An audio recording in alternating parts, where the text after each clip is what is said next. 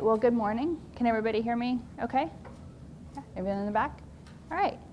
So, well, thank you for coming. I know this is day 2. Some people look a little sleepy. Maybe you're from the West Coast like me, and this is still a little bit early for you. But thank you for coming. I'm excited to be here. I do a lot of workshops and talks for the design community, so it's exciting for me to be speaking with developers again. Raise your hand if you are a developer, in fact.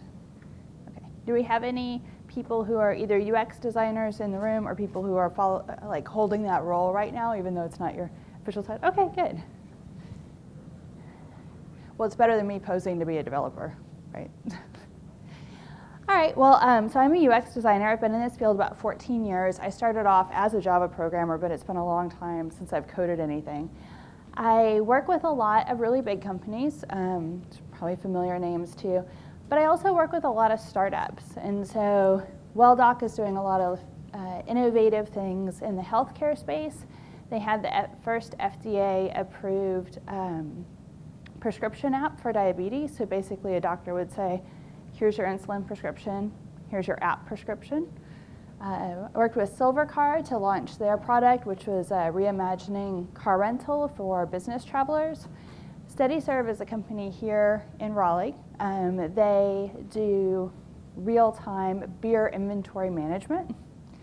And then ImmuneIO is a security company in the Northeast that's trying to revolutionize how we handle network security.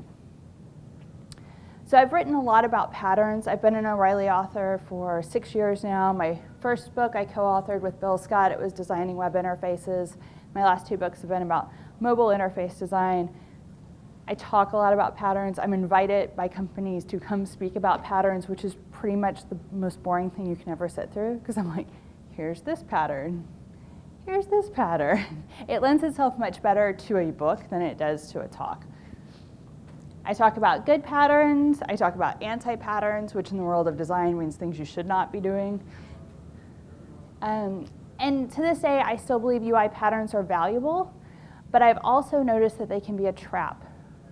And that's because when you start thinking about a pattern, a design pattern to solve a problem, a UI design pattern, all of a sudden you've went super, super, super micro before you've thought all the way up here. And so that's the biggest trap of patterns. And I want to take you through a short case study, and then we'll look and see how to break out of that potential problem. So as a designer with a design firm, I have about 15 people that work with me full time. We receive a lot of RFPs. Is anybody in here a freelancer or a consultant? Yeah. Is everybody familiar with what an RFP is? Company is like, hey, we want to launch a product by the end of the year. Yeah, we know it's October 20th. We have about $100, and we're hoping that you could design and develop this for us and get it launched, before the holiday, like before anybody leaves for Thanksgiving. I'm like, it's October 20th. Okay, so that's what an RFP is. So we got one of those in the mail from MAC Cosmetics, not in mail, but email, over the summer, and theirs wasn't quite as bad. And they started off with a good project brief.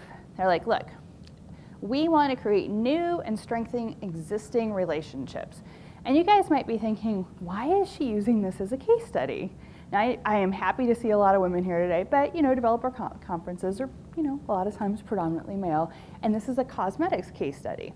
Well, I don't wear cosmetics any more than the majority of you probably do, so this was a very interesting project for me. I had to go and learn. I was like, MAC Cosmetics, what's that? So fortunately, a lot of the folks on my team do wear cosmetics, and they're like, go over to the domain, try it out, go get a makeover, blah, blah, blah. So I got to go learn a lot about makeup to work on this project. So like I said, they sent out an RFP to design agencies, and they wanted to create a rewards program that was similar in nature to Nordstrom's. So Nordstrom's has had a huge amount of success with this loyalty program they came up with. They've got more than 6 million members. They've got all these points in these systems, and you earn rewards. And this was one of their sources of inspiration. And my first thought was, we've got this. We can totally win this because we did a lot of work on the Nordstrom's reward program. So we should be a shoo-in. And there are tons of great patterns out there that we can leverage for a loyalty program. So if anybody in here drinks Starbucks, you've got the Starbucks rewards program. You've got this program set up from American Express where they're working with Uber. So basically, if you pay for your Uber ride with American Express, you get extra points. If you think about it, we probably use a lot of rewards programs, especially when we travel. So there's lots of really good patterns out there, not just for mobile, but for desktop as well. And then my next thought was, really, like, let's make sure. Is this really the right thing to design for them? Is putting this point system in place where, let's say you buy 10 cups of coffee, you get one free, you buy 10 lipstick, you get one free, you pay with this, you get extra this. Is this really what MAC Cosmetics, this super trendy, high-end company, trying to do? And in fact, in their RFP, they spoke a little bit about that. They're like, well, this isn't like buy 10, get one free. It's trying to figure out how do we create loyalty among our customers and keep them coming back. But they were still convinced they should make a rewards program, and it should be on their app, and then everybody should be able to use it in their app. And I thought, well, okay, let's think a little bit about this. So they have 1,000 stores worldwide. They are the #2 high-end cosmetic in the US. They're used by models, modeling agencies, stars. I guess everybody uses them. They're the #1 high-end cosmetic in emerging markets, like Brazil and India, because they target women 18 through 49 of all colors. So they have great products for all of us, no matter what the complexion, what the age. So if we start thinking about this, and we look at smartphone penetration. Now this is an old chart, but all the rest of them were so ugly I couldn't bear to put them in my presentation. I feel that it's probably fairly accurate. Let's look at the group that we just talked about. So this is 18 to 49. So let's focus in on this. Look at the smartphone penetration by age and income for 18 to, I brought it up to 44-year-olds. It's pretty high. Even in emerging markets, it's still really high. So if we think about that, we don't need to necessarily come up with a rewards program that came about back in the days when we were using punch cards at the coffee shop or the gas station, saying, oh yeah, I had 10 ice cream cones, can I have a free one? I think we should break out. One of the reasons I think that we should break out of that type of thinking is because mobile has really changed retail. So I spent the past 3 years working with a couponing company called Retail Me Not, and we've had a lot of success in rethinking, I guess, savings in retail environments. And in doing that, we've done a lot of research where we have went actually out in the field with people at their homes and in malls and other shopping stores to see how people shop, how they think about shopping. Turns out there's a lot of pre-planning involved, especially in people who are looking to find particular deals. And I was thinking about that research and thinking about how shopping has changed with the advent of mobile. So we know now that over 80% of shoppers in the US do a considerable amount of research before going into the store to buy something. This is even down to cosmetics. It's not just if you're going to buy a car or an expensive TV. Tablets are the preferred research device. This is what people are using at home to do their research before going into the store. And then we know that shoppers are practicing multi-screening, meaning that although the tablet's preferred, they may reference it again on their phone or on their smart TV, even on their watch, and then maybe back to their desktop. Then we know that in stores, mobile point of sale is becoming commonplace. There's a lot more going on in retail, including beacons for delivering targeted rewards or incentives. In Nordstrom's, if you go into Nordstrom's rack, which I do, I like Nordstrom stuff, but I like to save a little bit of money. When I go in there and I look around and I've got my arm full of clothes and some shoes, there's a guy that inevitably wanders by with his smartphone, and he's able to ring me up right there so I don't have to wait in line. Certainly around the holiday season, you'll see a lot more of that in stores. And then of course we know that there's this incident of showrooming, where people are going into stores, finding what they like, and then going back home and buying it online for a cheaper price. So retail has definitely changed in the past couple of years with the advent of mobile. So why would we stick with this old idea and just say, hey, let's go find some patterns for it when we can do a lot more exploration? So what we did is we created 3 different storyboards for them that pulled in different ideas that we came to through going through a brainstorming exercise. One of them was this iBeacon experience. So we partnered with a company in Austin called Best Fit Mobile, and they have a product called iBeacon. It's rolled out in a lot of stores throughout the US. One of the best examples would be probably GameStop. So I have a 16-year-old, plays a lot of video games. He has GameStop installed on his phone. When he goes into GameStop, the associates there have a tablet. So each associate has their own personal tablet. It triangulates using the beacon and says, oh, Aaron just walked in the store. They now see the floor plan.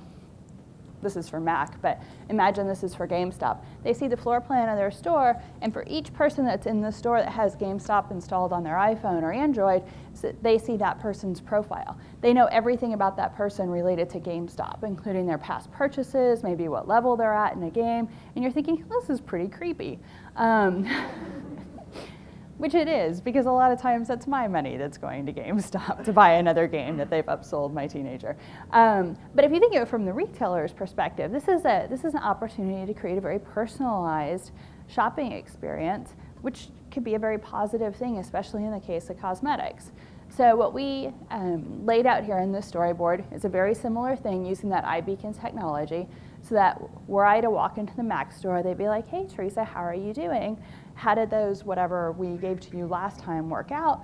Are you getting a little low on the lipstick? We have a new thing that you might like, and I would have a better experience in the store. There's also opportunities for once the customer is in the Mac store that they get their own information on their phone, so perhaps they don't want to be approached or there isn't time for an associate to approach them. They can immediately schedule a makeover. They know where to walk to go over to the next artist who's free. All of these different things can create a better in-store shopping experience.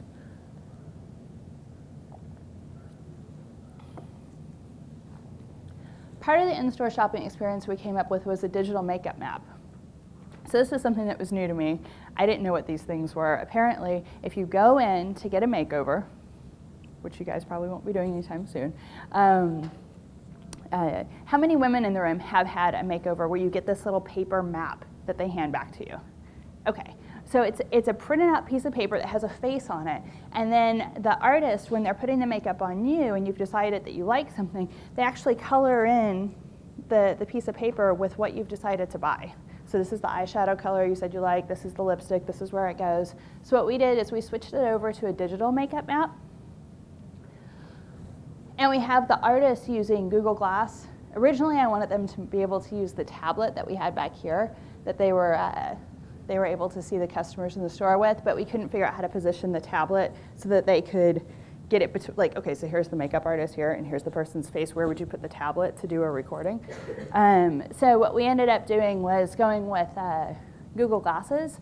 So what happens is the artist says, eyes start.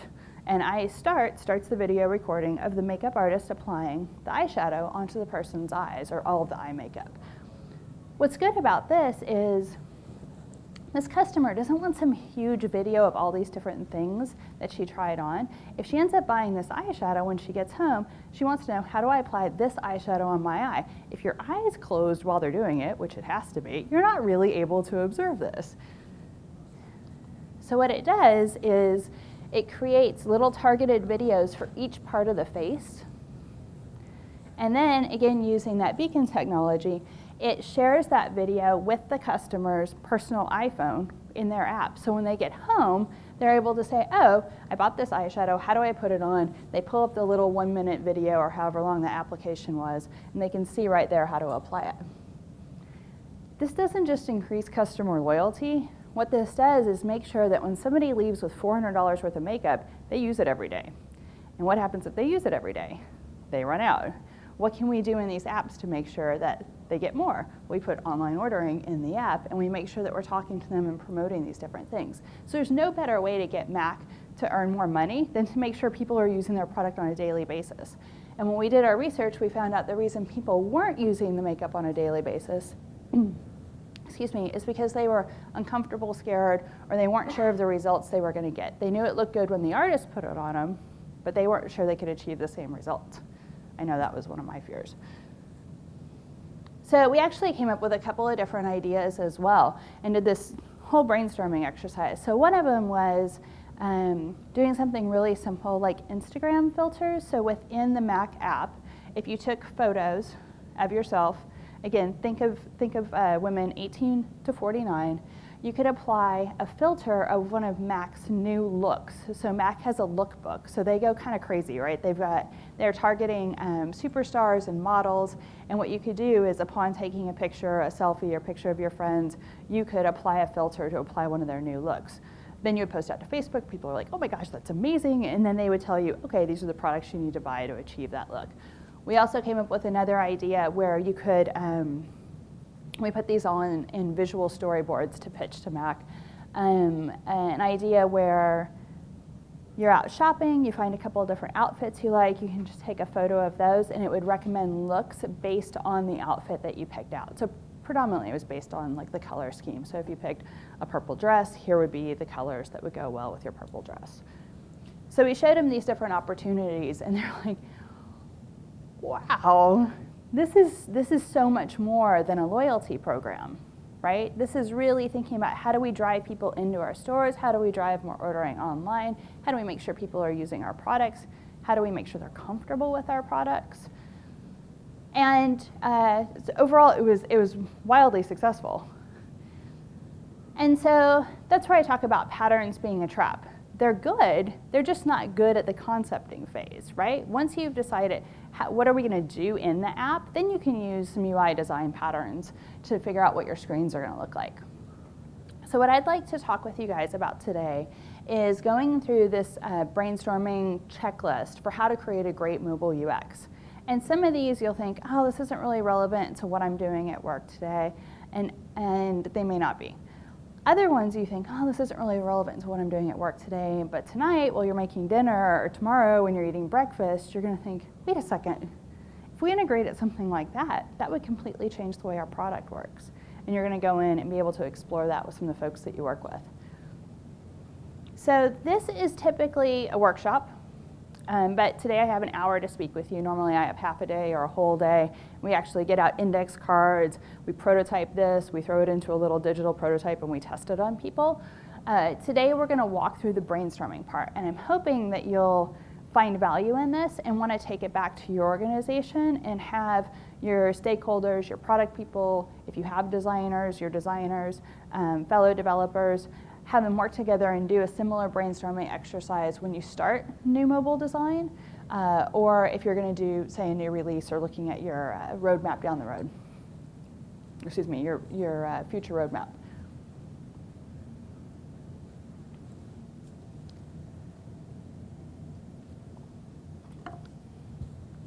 I am going to ask, so that people don't get sleepy right before lunch, that as we go through this, you might want to take some notes or at least be thinking in your head and coming up with ideas for this activity.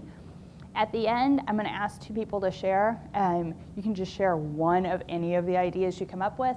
And for the first two people who share, you get a copy of my pattern book. I gave away my third copy this morning to this lovely lady up here who provided me an adapter so I would be able to show you my slideshow today. All right, so we're going to get away from cosmetics because not everybody knows a lot about cosmetic stores. But I think all of us have been to a museum, right? This would be the Museum of Natural History. So let's say we get an RFP from them, and they say, we really want an app, because that's how all RFPs start with. We really want an app for iOS and Android. And what we want to do with this app is replace paper-based membership cards.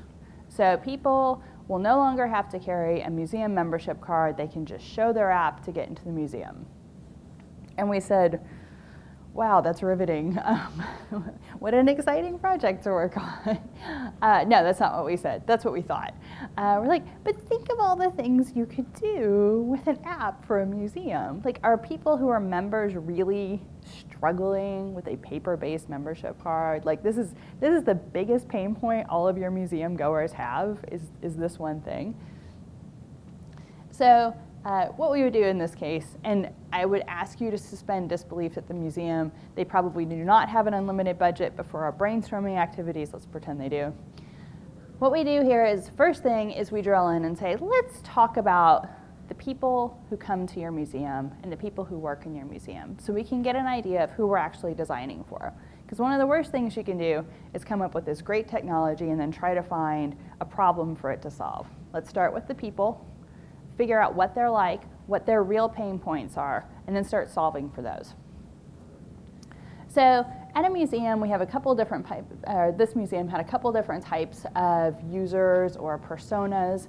We've got the enthusiast. He actually is a member. His biggest pain point is not the paper membership card.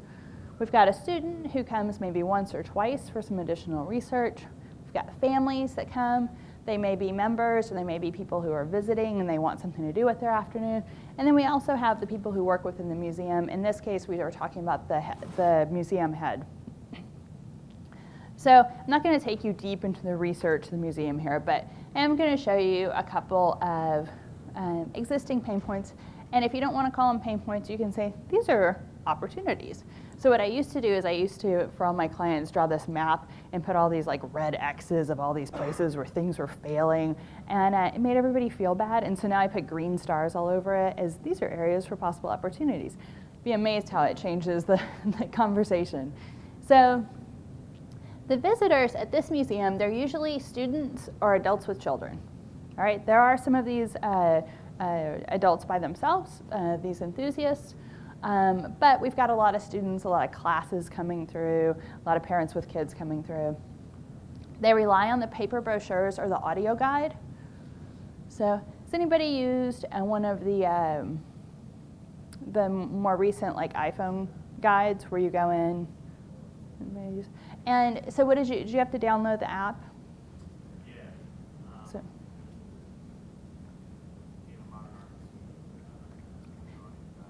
and did you pay for the app?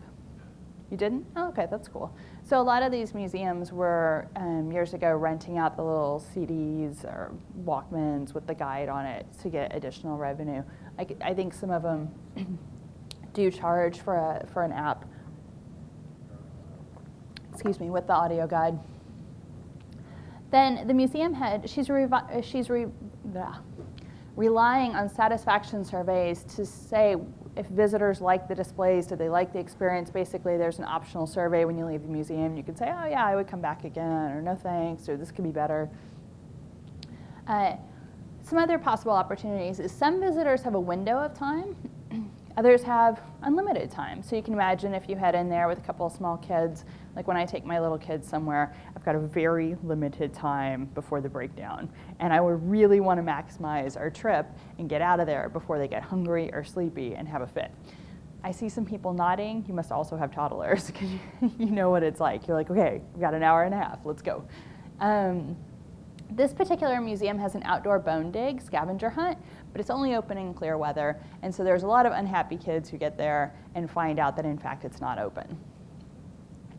Then we've got the museum administrator. So she basically has no insight into what's happening with the people who are coming into her museum. She knows the number of people who come in. She knows how many are members and non-members. She knows how many tickets are sold. She has no idea what people are looking at, what they're enjoying. If she had some of this information, it would help her in her grant applications, and possibly she might also be able to do some better fundraising too. She wants to convert visitors to members and also wants to bring in more members. All right, so we are going to start thinking about if we were going to go to the museum and say, you want this card thing, but let's talk about some opportunities that you have. Not just the way everybody else has done it for all these years, but let's really look into and see what are the possibilities that smart devices could offer. This would be the check sheet that we would go through. And so if you guys have pen and paper or just in your head, as we go through each of these possible elements, this is a brainstorming exercise, jot down what you think could be useful in a museum application. So one of the things that I have found to be useful in this is to pick one of these, either our enthusiast, our student, or our family, and think about what would their experience be like in the museum if we were going to create, let's just say it's some type of app, to make them have a better experience. And then we'll go through here and take a look. and some of the opportunities. So for the past couple of years when we've designed native apps, we'll think about, okay, what's the difference between, should we do this responsive or should we do it native? Some things may lead us to do a native app over a responsive app. Then if we are going native, we think, okay, let's make sure that we're exploiting the capabilities of a native app. And right off the bat, you'll think, okay, well, we have location awareness. We have the ability to get to the, like, let's say the calendar and the contacts. We can use the camera. And at that point, you're like, okay, cool. I've got a bunch of ideas, let's go. But I want to make sure that we're actually thinking through all of the opportunities if you're doing a native app. So there's a lot of ambient data that you can collect. And when you're starting or working on any design project, it's good to walk through this and make sure you haven't overlooked a couple of them. So the first one would be location. So if we were thinking about our visitors to the museum and we're creating a museum app for them, how could we use location to enhance the experience? So I'm not going to give you an example for each of these. I'm going to want you to brainstorm.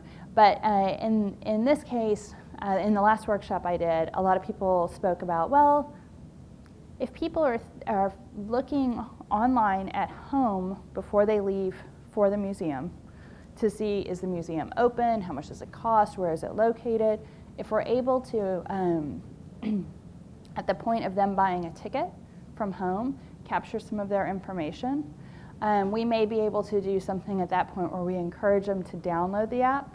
So let's say family of 4, they just bought their tickets. They say, go ahead and download the app so you'll be ready when you get to the museum to explore the museum.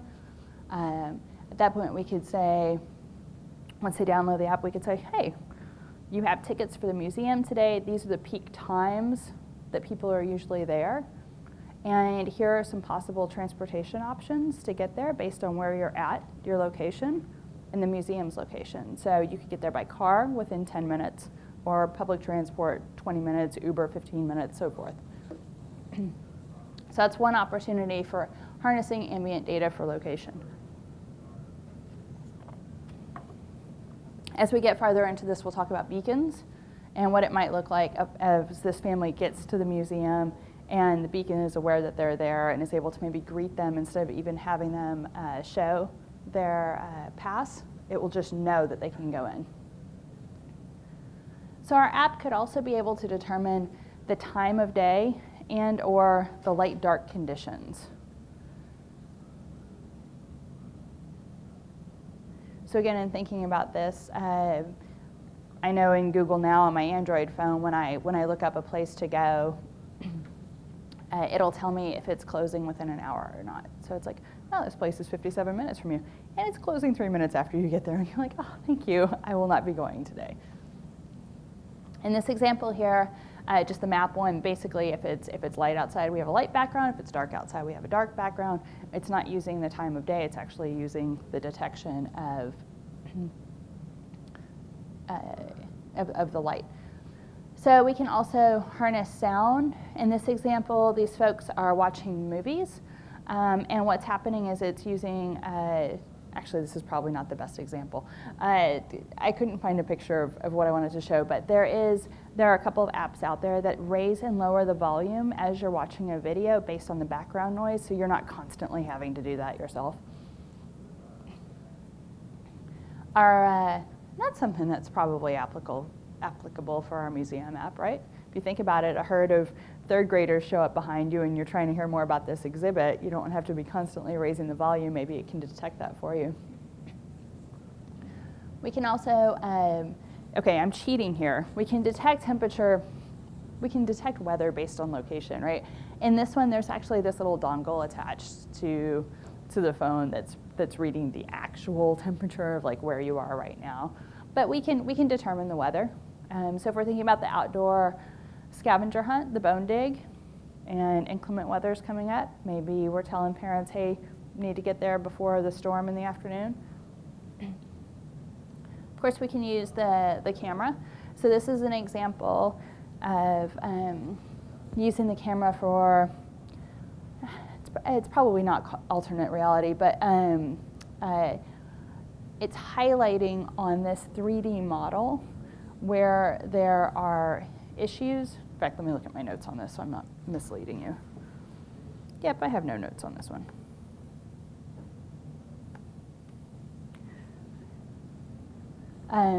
It's basically showing where there are issues in this particular model. So let's say that you're working in a factory. You could use the camera to scan what's being produced and identify where there are errors in some of the items that were produced. Throw those ones away, let the rest go down the assembly line. We'll look at a little bit, something in more depth about that in a minute. In this example here, we're using the camera to create a new scenario. So in this one, it's like, well, what if I bought this chair? What would it look like in this environment? Thinking over to our museum app, this is something that may be a good idea because the museum's not going to rip out the exhibits they have today, right? They are going to want to augment them. And so is the camera a possibility for augmenting an exhibit?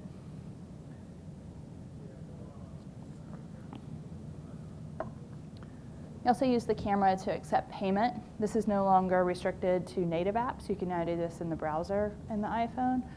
So if we were thinking about for our museum, let's say down the road, if we had beacons and we knew that somebody was standing in front of an exhibit for a long time, and the museum administrator was wanting to do fundraising for building out more exhibits like this. Perhaps there's a possibility for doing some on-the-spot fundraising by collecting payment this way, or converting people from visitors to members by collecting their information like this. So this is a cool one. This is Project Tango from Google. So they put this in the Target stores last year to create a winter wonderland. This is an augmented reality. And so, I'll play the video here. They had these tablets in the Target store, and as you moved it around, it was taking the entire Target store and turning it into a winter wonderland on the screen. So you can definitely see, and again, pretend that the museum has unlimited budget. 5. So I apologize, I have to have a question here. So are we breaking in 5 minutes? All right. So guys, this was listed as an extended session. Do you know if we are breaking for lunch and then coming back, or if we're going straight through and that may have been a false alarm? There's just a little break, like a 10-minute break. And in between? Back in, and then Yesterday he went just through. You went just through? Raise your hand if you need a break in 5 minutes. You do? Okay, we'll take a short break. We'll take a short bio break in 5 minutes. All right, so again, this might be something interesting for the museum to augment some of their exhibits that they already have. This is an example from a art studio in New York. So there is no art displayed on the walls. There's symbols. And once you scan the symbol, you're able to consume the art. I'm not sure how I feel about this. I just thought it was an interesting example. But if you start thinking about kids, let's say 8 through 14, 8 through 12. Okay, let me back up. So I'm at IKEA, and I'm dropping off my little kids in the ball pit. And there were some older kids in front of us, and I was like, well, they're not going to be able to put them in there with the toddlers. And they were getting the IKEA scavenger hunt. So it's a sheet of paper with all of these different things hidden in IKEA. They give the kid a pencil, and as you're shopping, your older child trails along behind you looking for these things, and they get a prize at the end if they find all of them. Well, it's a really great way to keep your 8 to 12-year-old somewhat engaged while you're shopping at IKEA, right? So I was thinking about this. What if there are little things hidden throughout the museum, like a scavenger hunt style for older kids to unlock, right? Maybe the adults don't even see them. And it's maybe too intense for the smaller kids, but kind of a fun scavenger hunt for the older kids. All right, so harnessing ambient data. It's not just about one piece of the data, it's thinking about how can we combine one or more of these, or two or more of these together. So for example, movement, I got distracted. In this example, we're looking at movement in terms of distance, right? So pretty much everybody's probably using some level of pedometer at this point on their app. Another way that we can, or other data that we can collect is acceleration. So in this example with paper, it's not counting how many steps that you're making. It's actually, if you tip the tablet, it knows that you want to turn the page. So that's acceleration versus distance when you capture movement. And then here's where it gets interesting, is when you combine movement plus temperature, or you combine any of the ambient data together. So in this example, this app, Basis, you put it next to the bed or on your bed with you, and what it does over time is determines your sleep patterns. And so my 16-year-old actually showed this to me. He's like, hey, this is really cool. I set my alarm now to wake me up in the morning, so I'm up before 7:30, but the app tells me the best time to wake up based on my sleep cycles. I was like, wow, it's pretty exciting. My 16-year-old has come to terms with this. So if you think about it, well, so this will go off, let's say, at 7 o'clock in the morning for him. Well, you combine it with Nest, which is a smart thermostat, and it knows that you want the house at 75 degrees when you wake up.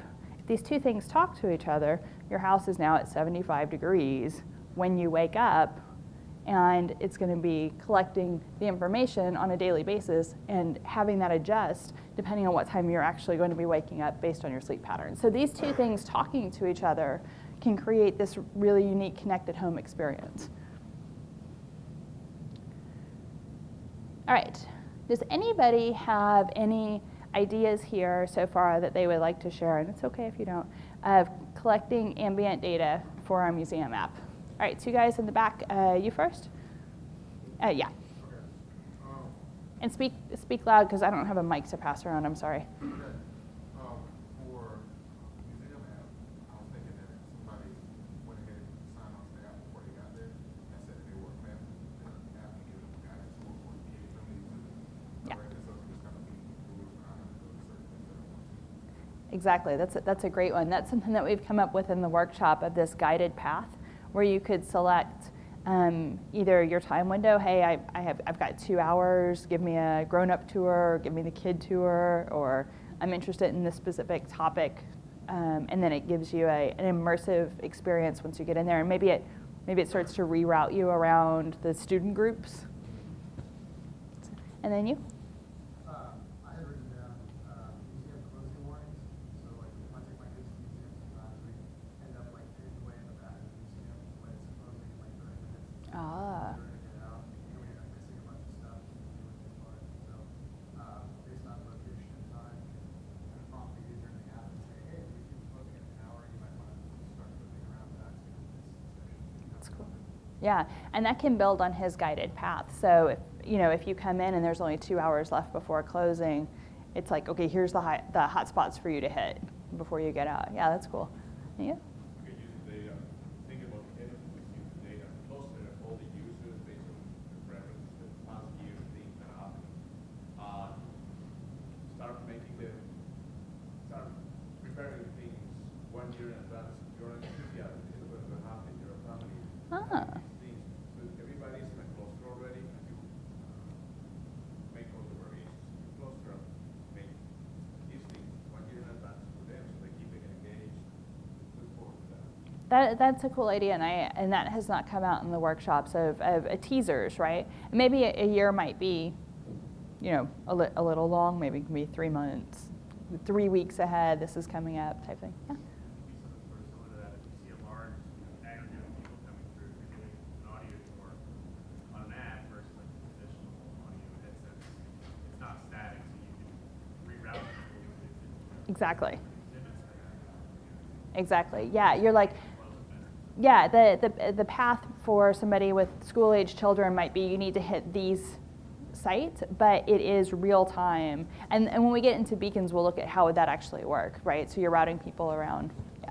And one more and break. Let's see. Yeah. The recommendation engine based on the demographics, like people of certain age or Good there. Yeah. Yeah, we started in one of the workshops, we started going into designing for letting people kind of self-segment. So if you think about something like Tinder, like, are you interested in dinosaurs, yes or no? Or are you interested in this, yes or no? So people could specify that as opposed to like pulling their actual demographic data, letting the user preference kind of guide what path that they would end up taking. All right, let's take a little 5-minute break and come back and move on to the more interesting topics. All right, so now we're still thinking about the museum. We came up with some good ideas harnessing ambient data, so the base capabilities of the phone.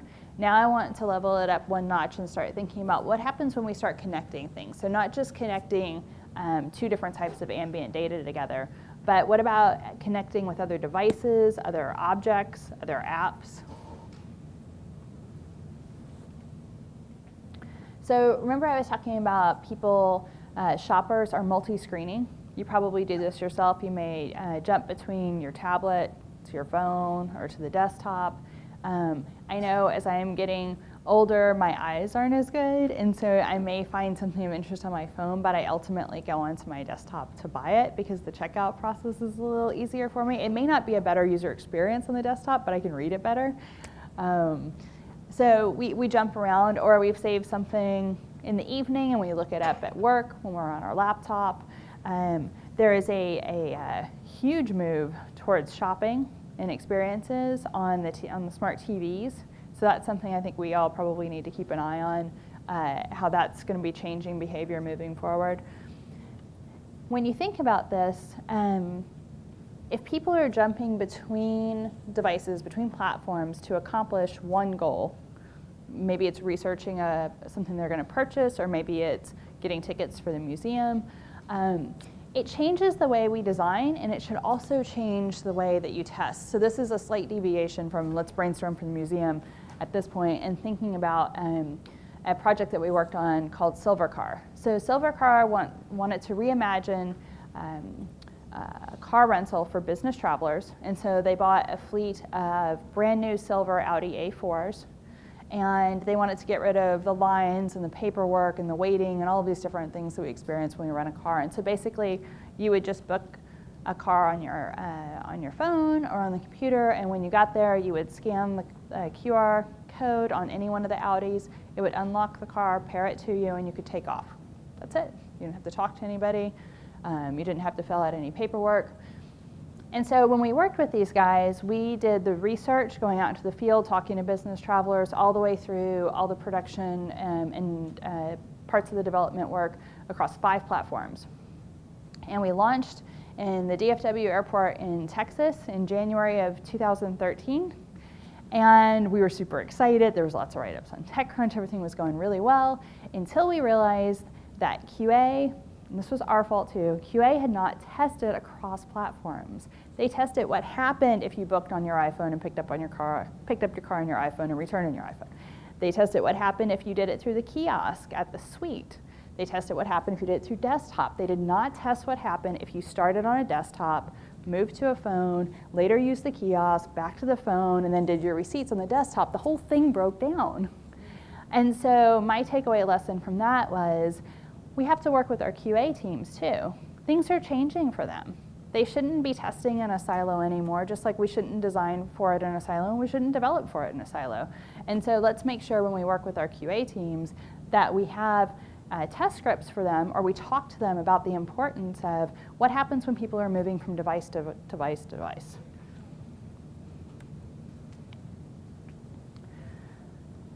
So back to our museum and brainstorming. Let's talk about what happens if we were connecting across platforms. So Kindle has, or Amazon has, a cool program called WhisperSync. And so basically, if you buy a book on Kindle and you have Audible, you can read your book in the evening and get in your car in the morning and turn on Audible, and it'll pick up where you left off and read to you. When you get home that night, it'll flip to that page on the Kindle for you to read, and it keeps everything synced, so you can jump back and forth between the Audible version of it and the Kindle text version of it. So it's a pretty cool program. One of the things that Amazon does not do well, but I think they may have just fixed, at least they fixed it on one of my devices, is You know on Kindle when you download a sample and you get to the end of the sample and you buy it, and then it downloads the real book, and you open the book up, it starts at the beginning again? Even though they know you downloaded the sample's on your device, they know what page you left off on, they don't drop you in the right spot. So anyway, I think that's something that they're fixing now. But again, across devices, this is a good example. So for our museum, let's think about, let's say, probably most of the visitors coming into the museum, adults, have a smartphone. But do all of our kids have smartphones? Some people's kids may, some people's kids may not, may depend on their age range, where you're from, how clumsy your kids are. And so there's the possibility that the museum maybe has tablets that you could pick up in those big bulky containers so that if they drop them, they're still okay, that you could pick up for the kids. Now, would you want some synchronization from the parent's app on their personal device and the museum's device that the kid's using? Is that possible, something that we may want to have here, so connecting across platforms? You can also connect across mediums. So I think a museum is a perfect example of this, where they have a lot of analog content, and we're thinking about how to create a digital experience that layers maybe on top of that. In this example, we've got the board game, and this is using the spinner as the digital piece of it and collecting the points and the game rewards. But here's another one that I thought was really cool, is these talking statues. So I actually got to see, I didn't see this in London, but when I was in Copenhagen, I got to see it. I think the owner or creator of Fox TV put a lot of money in having these sculptures created, and if you get up close to the sculpture, it starts talking to you, its eyes open, and it starts telling you about history.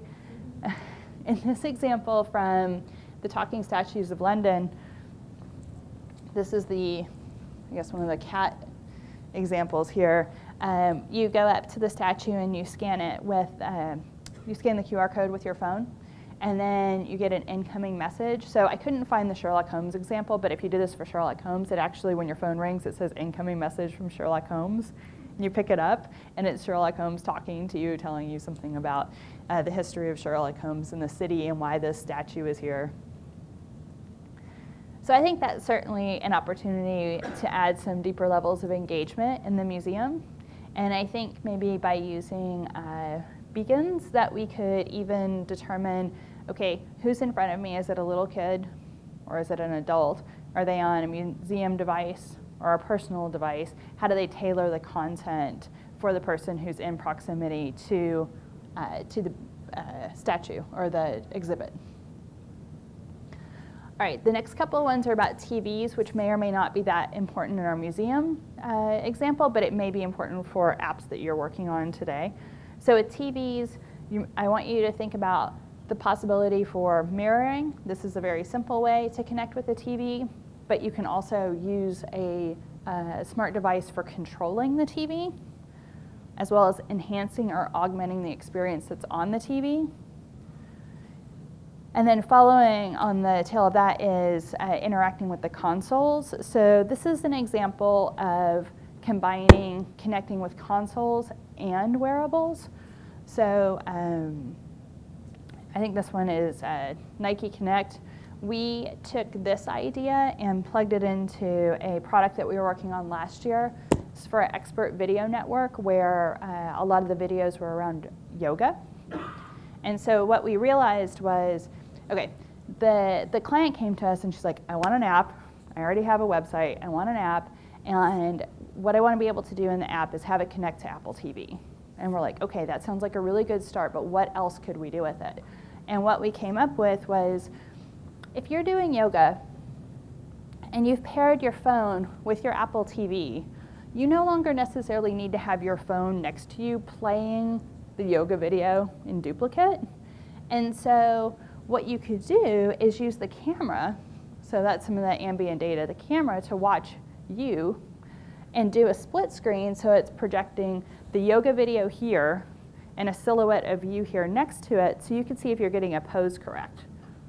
And we were super excited about this idea. We did a lot of user testing around it. People were excited about it as well as a differentiator for their video network service. They also said they'd be willing to pay to have the yoga instructor analyze their poses and provide direct feedback to them. And then right as we were doing the research for it, we found out that Nike Connect Training is doing the same thing.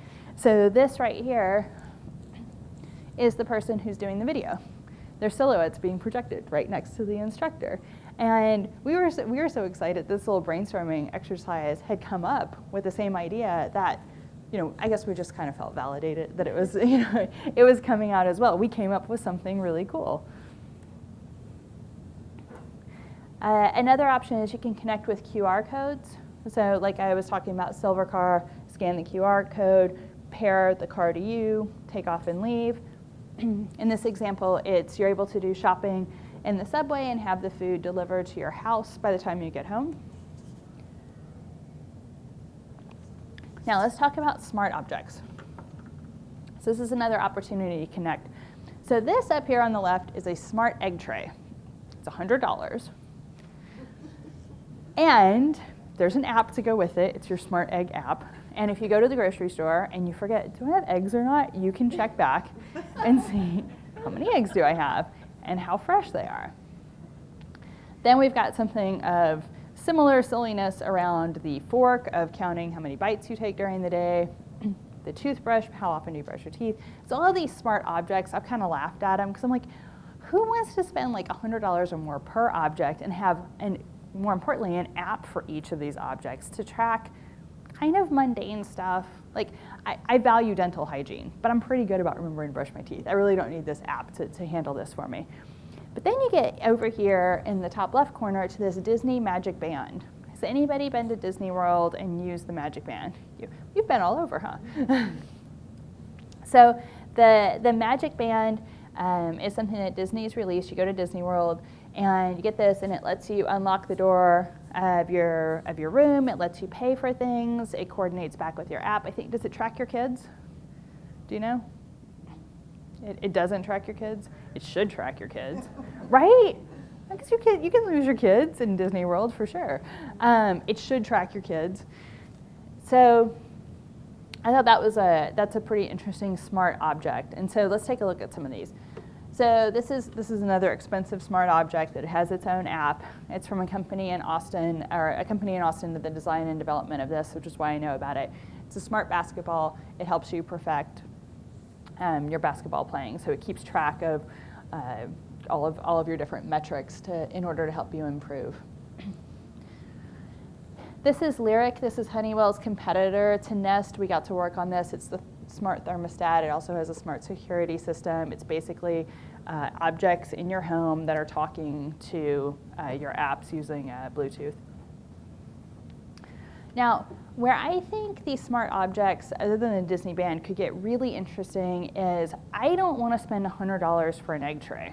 But if I ran a manufacturing plant, I may be interested in spending more to have smart objects in my manufacturing plant. So I see a lot of nods on this. So I'm going to read the notes on this so I don't mess it up. So this is a sensor-driven app used by service teams in the field. So the app connects to the Bluetooth sensors on the fan. So in this example, the smart object is the piece of machinery in the production line. So basically, if the fan is going to have problems or having problems, it can speak up and say, not working very well, or I'm not performing particularly well, or I'm broken. And then,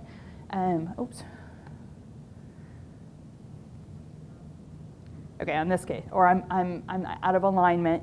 And then if the fan indicates there's a problem, it generates step-by-step instructions for somebody to fix it. So we could have possibly less skilled labor at this point addressing the problems with the fan, and the instructions have 3D rendering to outline how to fix the motor, and then it checks the work. The smart object checks the work and generates a report that it was fixed correctly. And I believe there's also the possibility for the person who's fixing it to get support from an expert elsewhere. So like I tried to do all of this, and the expert would be able to see, because it's a smart object, what's been done so far and provide assistance remotely for fixing it. That's pretty powerful, right? That's going to change a lot of what's going on in manufacturing, way much more than an egg tray does our personal shopping habits. All right, you can also connect with wearables. So maybe instead of having like a smart golf club, you have a glove. And then we have this one. There's a bunch of them out there for babies right now to determine, are they still breathing? What are their sleeping habits? These things. In this example, sorry, I looked at this not long after my last child was born, and I was like, I don't need this sensor. It tells me if the baby's sleeping. I know the baby's sleeping because it's quiet. This one, loud and okay. I know the baby's awake. You know how I know? Because the baby's loud. I've got it. But then I saw this little piece here that says, I don't know if you can read this, but Austin is sleeping. He'll wake up in about 45 minutes. I was like, wait a second. That's that same thing as like the Basis app where it's looking at the sleeping patterns. And all of a sudden I thought, 45 minutes? Do you know what I could accomplish in 45 minutes? I could like take a shower, I could start dinner, I could do so, like I could take a nap. There's all of these different things. And so in combining the sensor with this ambient data and starting to give us patterns, this actually starts to become pretty useful. Going off of this, we've actually done a lot more serious work in the medical space. So we did applications for epilepsy medication adherence. And when we started working with people who had epilepsy and who were caretakers of people with epilepsy, it turned out that it wasn't so much they weren't remembering to take their meds. If you have epilepsy, you already have a system in place. A lot of people would just put their med in their pocket in the morning. If it was still in there at lunch, they hadn't taken it. They didn't need an app to remind them. And this kind of gets back to, wait, are we even designing the right thing? Is an adherence app really the right thing? In this case, it turned out that what a lot of these caretakers and people with epilepsy were looking for were correlations between symptoms and seizures. And what you could do is use sensors like this, either on the body or in the bed or both, that capture the seizures. And that information would be transcribed here. If you combined it with some type of wearable, you may also be getting other indicators. What was the humidity today? How active were you today? How much of this did you consume today? So these things all start together to create a picture to help people who are trying to manage their epilepsy avoid triggers. And that's when the wearables plus sensors starts to become pretty interesting, I think. This is an example of the Disney Magic Band. And then this is from SteadyServe. There he is. One of the folks from SteadyServe is in our class today. So this is a local company, and with RFDI, they are that's what they're using to connect. So we've got these sensors on the kegs, and through this, they're able to monitor, do real-time beer inventory management. So back in the days when I used to work in restaurants, we would be getting ready for the weekend, and we'd go back into the cooler, and we'd lift the keg, and if you could lift it, you needed to order more, and if you couldn't lift it, you were probably had enough for the weekend. Well, this doesn't scale really well when you have 12 or more taps, or perhaps all of your beer kegs are being stored underground. You're not going to go back there and lift each one. And so what these guys have done is have created the sensors so that you can manage that remotely. And one of the things that we found through our research was that we didn't have to create an entire point of sale system for people to place orders. A lot of these bar managers, if being told they were getting low on something, they would simply just fire off a text message to their distributor to order. So that's another one of going back to are we even solving the right problem? Do we need to create this elaborate application to handle all of these different things? Or are there different ways out there that people are already comfortable communicating? We had no idea going in that people were comfortable just sending a text message to a distributor to place a large order, but they were. So why create a whole new system for them? We can also do connecting with other apps. So again, a good example of that is a lot of recipe apps that are out there today. They built in shopping list because they couldn't talk to the other iPhone shopping list apps that people were using. But now with iOS 8, you're able to have apps talk to each other. So don't over-engineer your app. Just leverage something that's already out there. If most people out there are using Zip List or other shopping list tools, just be able to export to that. So again, in thinking about our museum app, can we have it connect to, let's take this example. The student, we had the research for the student. He went into the museum. He had a hard time navigating to find exactly what he was looking for. And when you guys aren't privy to this research, but the story goes, when he got home, he realized the gift store had a book on the topic he was interested in, and he missed it after he was already home. So, do we need to, in our museum app, build out a gift store shopping cart? And the answer's probably not. What if our guy was able to simply be notified that this book is available or that there's a lot of books on this topic available and just order it straight through Amazon or Apple and have it delivered digitally to his device?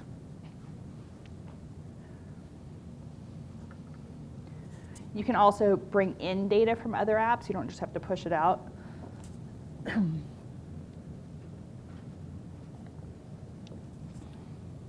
So in this example, you're bringing in data from the Apple Health Kit.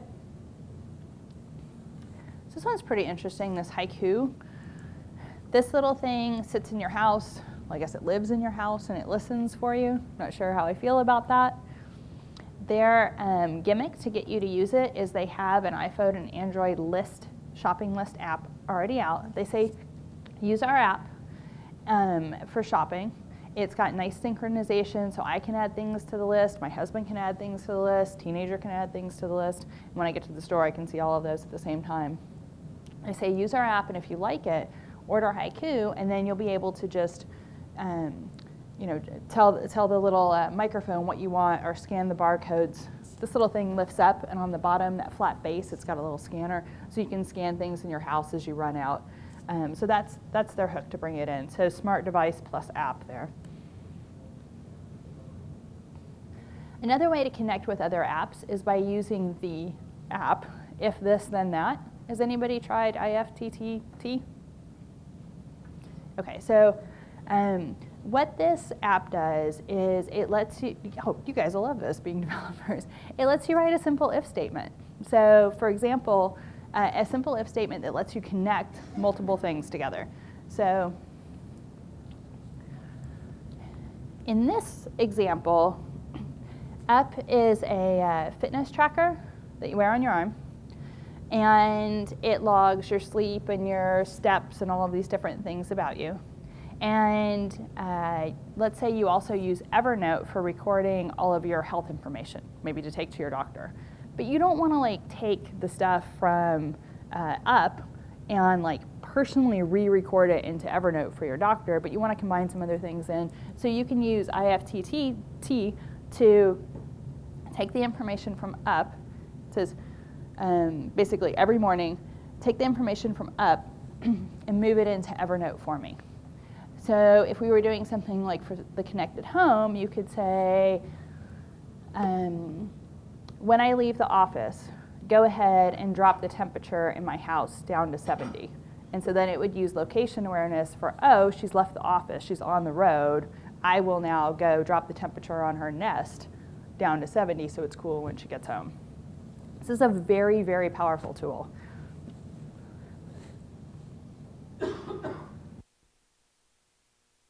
To illustrate the power of this tool, I will now show you a picture of a bunny. Because what speaks power more than a bunny? I found this yesterday. One of my team members sent it to me. It's a company called Little Bits Electronics. They give you they almost look like Legos, but they have sensors in them. And they're encouraging students to build things with these, and the sensors can then communicate back to apps. So this little girl and her parents built this device using the Little Bits parts. And what it does is These are the little different sensors. This is a plastic tube, and this is the bunny rabbit. And when this bunny rabbit runs out of kale, they've trained it to tap this chopstick. This chopstick goes down, raises it here, and then the little bits of electronics, they used IFTTT. So when little bits of electronics gets a message from the bunny, it sends an email to the little girl saying, "Bunny's out of kale, she's hungry." Then what they did is, the parents have got to be engineers, right? I know this like 8-year-old little girl didn't come up with this on her own.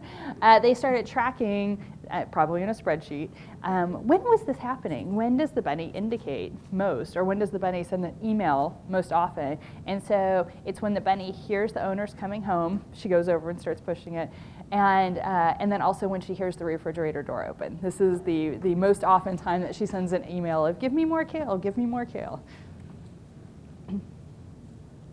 All right, would anybody like to share, and I know that this middle one of connecting across devices is a little bit more challenging one, but does anybody want to share examples of ideas that you have for the museum if we were to connect devices or connect with smart objects? Okay. I could see something like teasers for exhibits that are like further away. Like you got like a dinosaur exhibit, you got your kids like maybe it's around the corner and you hear like some like Tyrannosaurus roar and you're like, where is that? What is that? Or you got, I don't know, maybe even like pathways on the floor that you're looking at your phone. It's like, oh, this is over there. Just kind of connecting where you are in the, I guess, in the building with what's next, what's ahead of you. Turning your phone into like part of a game. Okay. Like you got a puzzle and like, well, I'm not sure, it's hold it up and so like it's really. Cool. Yeah, I like that. You could take that a long way, right? I mean, you could have all types of interactivity at different levels. Yeah. Yours? If you had kids, you could have, like younger kids, you could have them wearing something, and so if they start to get more active, you could assume like, oh, they need to have something more entertaining, you need to change them or give them something, like, have something pop up, from, to speak up to them or gather their attention again. Yeah. Oh, that made me think of if somebody is standing in front of your exhibit and their pulse rate quickens, it's a good time to hit them up for on-the-spot fundraising donation.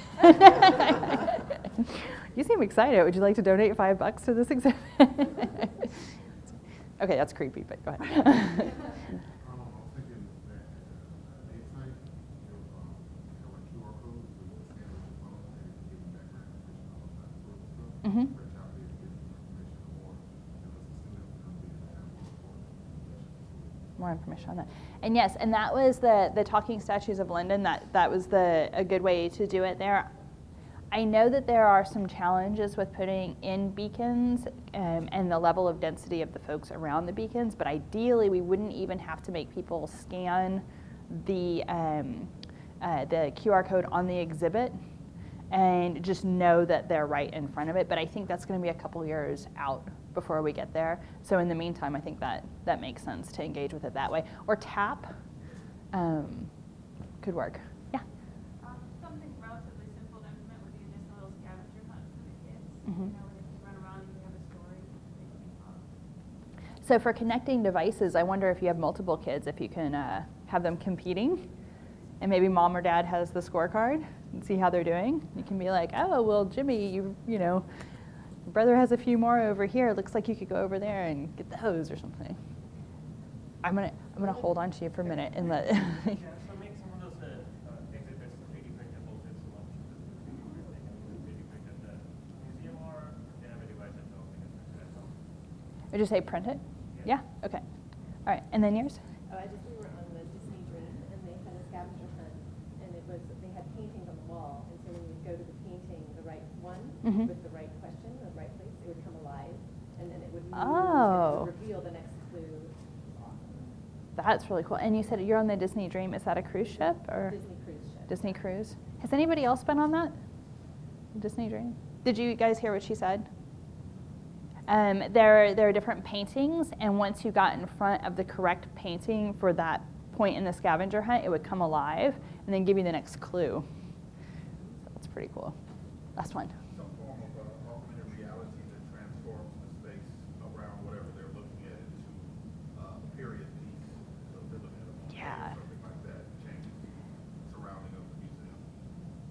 That'd be really cool.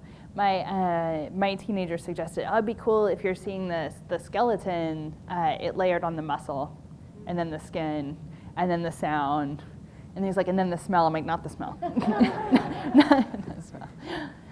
All right. Well, the next one, this one is my favorite part. So we're already we're already pulling in the ambient data. We're thinking about connecting, right, across devices, leveraging other devices, playing different things against each other, augmenting analog with digital. But this one's about being hyper aware. So the way that we can be hyper aware now is with this Bluetooth technology. So these sensors are giving us this additional information to create these exceptional experiences. And as I was on my flight here, I started realizing, I was going back in my head over the past 10 years of projects I've done, and I was going through them one by one, thinking about what I would have done different if we had had ambient data, smart objects, and Bluetooth sensors. And there were a lot of projects we would have done totally different. So we did some work for Johns Hopkins for one of their nonprofits. We created an app to help save moms and babies' lives in third world countries. Basically, obstructed birth is the #1 cause of death of moms and infants, basically babies stuck. And if you're nowhere near a hospital and the baby's stuck, and it's going to take a long time to get the mom transported, they may die in labor. And this is what happens a lot. So Johns Hopkins has a nonprofit called JPIGO, and JPIGO had this thing called an e-partograph. An e-partograph was this long paper that had a whole bunch of charts on it, and the midwives and birthing attendants were supposed to chart metrics like blood pressure, dilation, all of these different things on the chart, and if those dots started to move into this danger zone, they would know to arrange immediate transport so they could get to the hospital, hopefully in time to do most likely a C-section. And what they found was after years of having this e-partograph paper out there, it was being used after the fact. So after the mom and child had already died, they would say, sure enough, these metrics would have alerted us to a problem. They're like, okay, this is not working. I mean, the chart's being used, but it's being used at the wrong time. What can we do? And so they turn to technology, and they're like, well, maybe we can have a digital clipboard where people fill this in.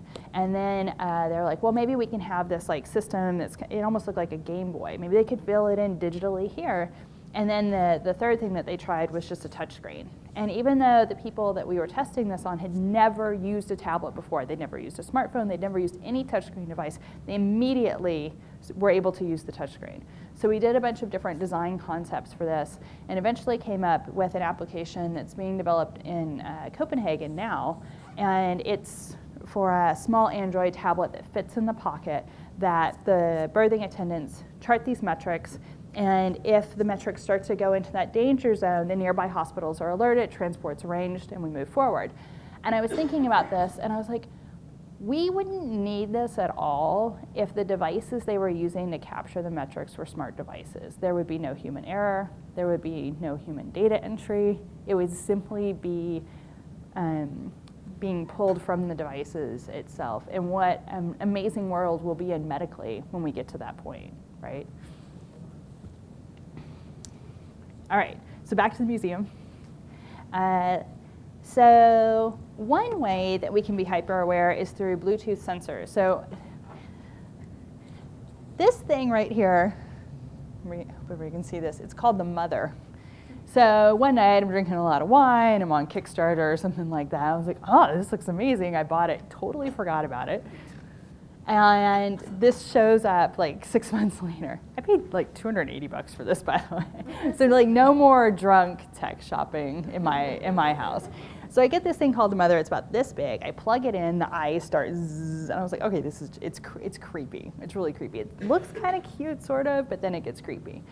And it comes with these things they call cookies, which are about that big, and you can stick them on anything you want. The problem is you can stick them on anything you want, but unless they have an app for it, there isn't really any way to monitor it. And they only have like 8 or 9 apps out of the gate, like how much water are you drinking, or how much coffee are you drinking, how often does this door open, is your kid in, within your geofenced area or not, these type of things that I'm not particularly really interested in tracking. But I wanted to try out these sensors. So these are pretty cool. I put one on my snack cabinet, and it turns out we go in our snack cabinet almost 1,000 times a day in a 5-family household. So that was interesting. But so we've got these sensors. Then I'm going to skip ahead a bit here. Another example are these little metal tags that you can put on things. Put them on your car, put them on your pet, put them on your kid. And then we've got the low energy Bluetooth stickers. This is by a company called Estimote. They also do beacons. As you'll see here down in the bottom right, their logo has beacons in it. But what I'm talking about here are the stickers. So you guys might be interested in this. They're just little stickers. You can order a pack of them. It's a developer kit, and then write your own app for whatever you want to track. Another example of Bluetooth sensors is when we were working for Silvercar. I already explained like how easy it is to pick up the car and take off. When you return the car, and I should note this is only available in DFW. They have 12 locations, but this example is just from DFW. When you get close to the car rental return facility, the gate goes up, and there's a low energy Bluetooth sensor there that knows that you're returning the car. It reads the gas gauge and immediately generates your receipt for you, and then you just step out of the car and walk in. So we thought that that was a pretty seamless experience for returning the car and feeling comfortable with your total before you left the parking lot, but not having to talk to anybody. Another way to be hyper aware is geofencing. So like I mentioned, I worked for Retail Me Not doing design for a couple years, and one of the things that we implemented was geofencing around malls and other shopping areas. So basically, if you have the Retail Me Not app installed, you get near one of these things, it goes cha-ching, and then it shows you all your deals. So when we implemented that, engagement went up by a magnitude of 4. So I mean, it just way high. And then all of a sudden it dropped way down again.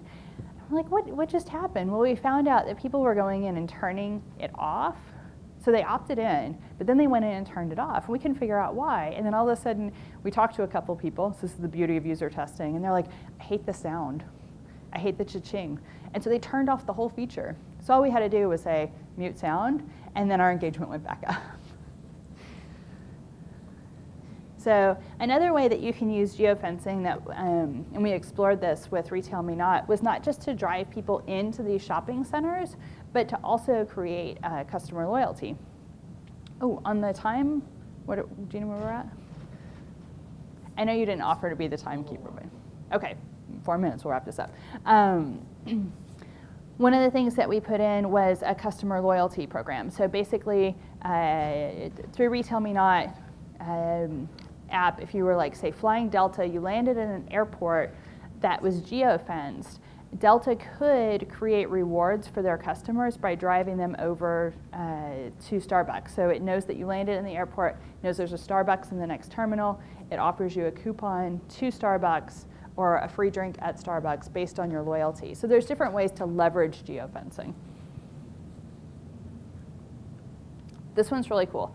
So probably everybody's familiar with beacons. One of the things that I thought when I first started reading about beacons is like for a museum that you'd have to put a beacon on every exhibit.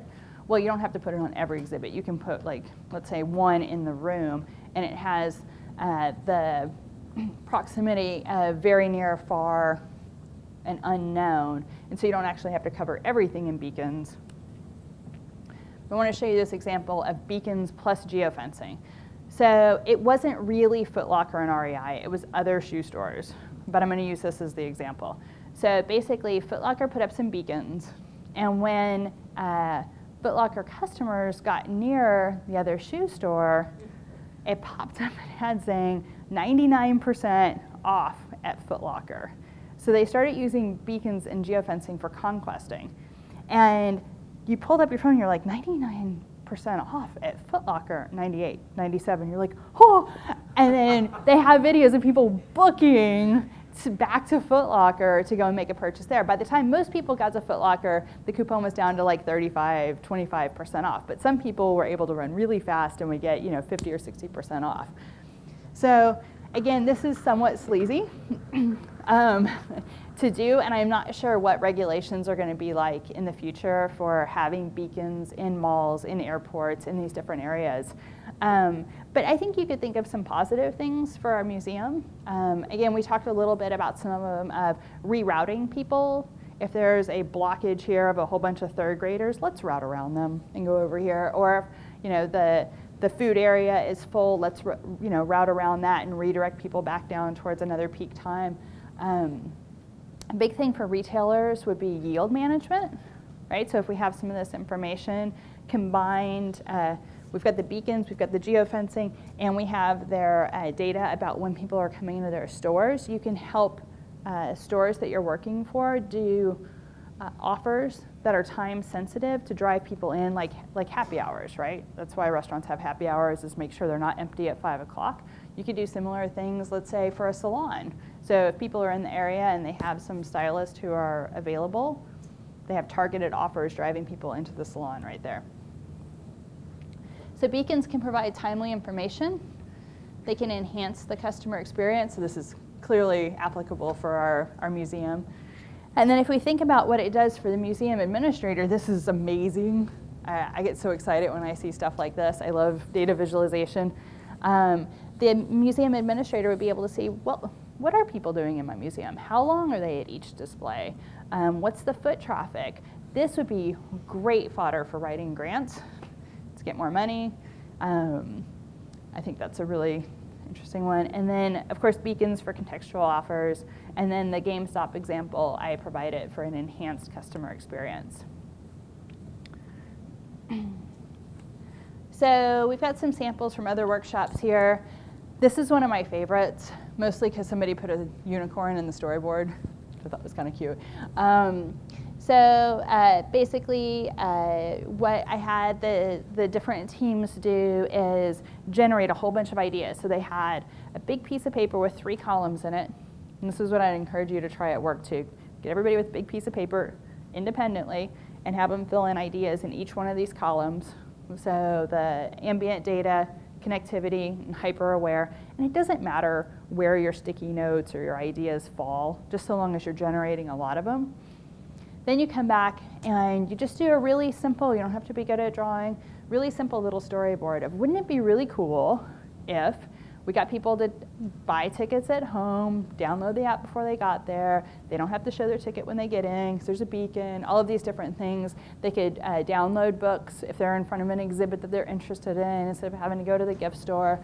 Gift store gets the Amazon kickback, stuff like that. In this one we've got, there was an itinerary automatically generated for him. So like the ideas we had in the back there, he's got 2 hours to do this. It comes up with routing based on his interest. Once he's actually in front of one of the exhibits, the beacon would be able to provide applicable information. In this one, there was a redirecting or a question like, hey, are you hungry? It's lunchtime. You want to go to this food court? You could pre-order something maybe. And then this was a little bit of gamification that somebody threw in here. So visit completed and achievement unlocked. One of the ideas that I thought was absolutely fantastic is I did this workshop twice in Portugal. And a couple of the folks there, now I'm not going to remember what it's called. It's a little, they wanted to create gamification for the kids. And it's around this little Japanese toy that you feed and it grows. Isn't it? What's it called? Is that it? Yeah. Okay, so basically they wanted to do something like that. So as kids are going through the museum, as they're going to these different exhibits and engaging with them, they're unlocking. So their little creature is growing, or basically the egg hatches and then it grows, and then they're feeding it the more they engage. And then they're actually taking that home in the app. And it's getting more information from the museum over time, driving the kids to want to go back to the museum to continue to feed them. Because those little critters are very addictive, apparently. Like, kids absolutely love them. So why not base our gamification on something kids are already responding well to and help them unlock all of these different levels? All right, Thank you guys very much. I hope this is helpful. You guys will have a copy of the presentation if you want to use it for idea generation within your own company. Oh, and I owe books. So I had a lot of people respond. Okay, raise your hand if you responded. Aww. Can you just do a mad dash and whoever gets, no, I'm just kidding. The guy in the very, very back, you came up with the paths based on itinerary, like what you were interested in doing. Like it was it was his. All right.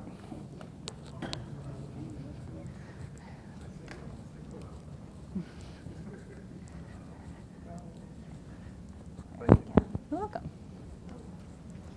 Thanks, everyone. Thanks.